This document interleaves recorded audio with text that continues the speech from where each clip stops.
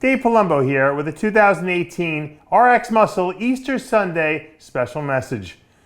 Guys, the Easter holiday is upon us. We don't all celebrate it, but it's kind of traditional in the sense that people see Easter as the Easter bunny, the painting of the eggs, the whole tradition that's gone down. And a lot of people don't even know where it came from. And to be honest, I didn't really know where it came from. People have said that the egg is metaphorical for the tomb of Jesus Christ, and if you paint the eggs, they used to paint them red, symbolizes the blood of Christ that he sacrificed. But really, in reality, I don't believe a lot of these religious issues. I think a lot of holidays come down to practicality. What was going on during the time, some point in our historical past, that is.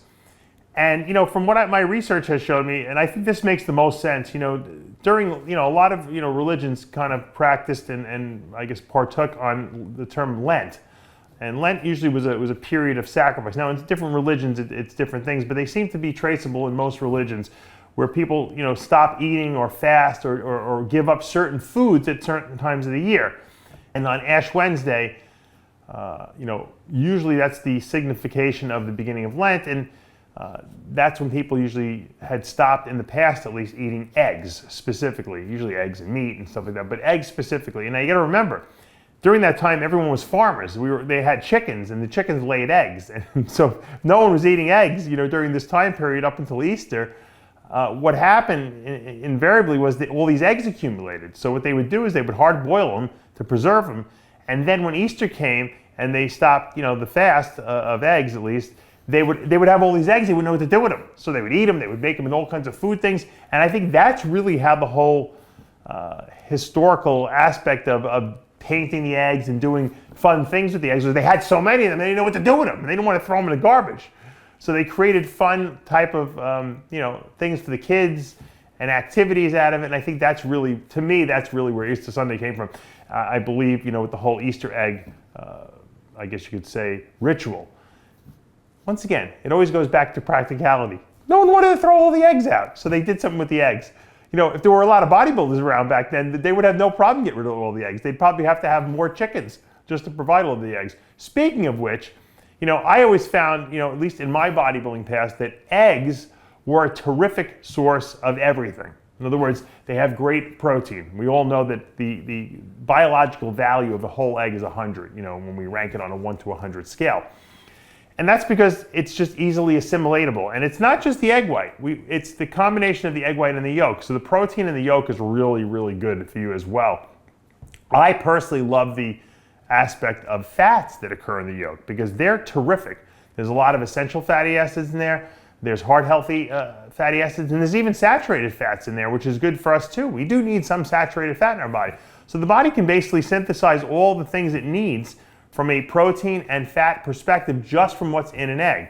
Now the old pasture, the wild pasture eggs, or the eggs that, from chickens that actually just foraged on their own, we called them omega-3 eggs now, but really what it is the wild, the wild source of chickens, the chickens that ate seeds off the ground like they're supposed to, not corn from the fields.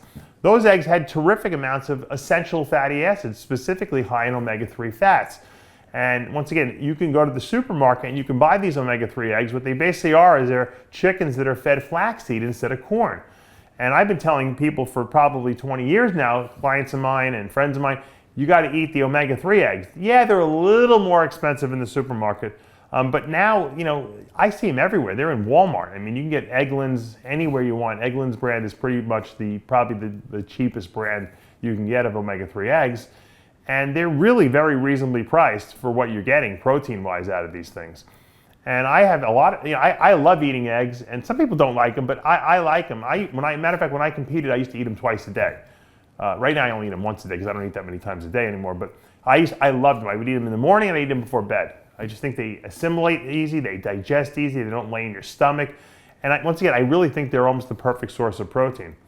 So on this Easter Sunday holiday, when we're trying to think about, we're trying to think of bodybuilding applications to it, because after all, as bodybuilders, we're always trying to think about how we can apply our bodybuilding lifestyle to every day. And certainly when I was competing, Easter Sunday might have been a day of hanging out with the relatives a little bit and having a nice meal, but that didn't mean that I missed my other 6 or 7 or 8 meals a day during that day as well. So if you got a lot of eggs, don't let them go to waste. Eat them if you're a bodybuilder. Great source of protein. Like I said, I can't tell you how many. Matter of fact, people like to ask me this question. Dave, when you were competing back in the day, what was some of the things that you did that people might not believe? And the truth is, I would eat a dozen eggs at a time. Now, it's hard to scramble 12 whole eggs and eat them. It doesn't. It's a big. They blow up. I've made egg salad out of them, which is hard-boiled eggs that I just crush up and I put a little, mayonnaise. Actually, back in the day, I would put some olive oil in them, or nowadays you can use mac oil. You can make your own mayonnaise, or you can add a little regular mayonnaise. It's not really that bad. I wouldn't use any of the low-fat mayonnaise. Use the regular strength one, because the regular strength one has less sugar in it, actually. And I would eat them that way. I would drink them sometimes. I would blend them up.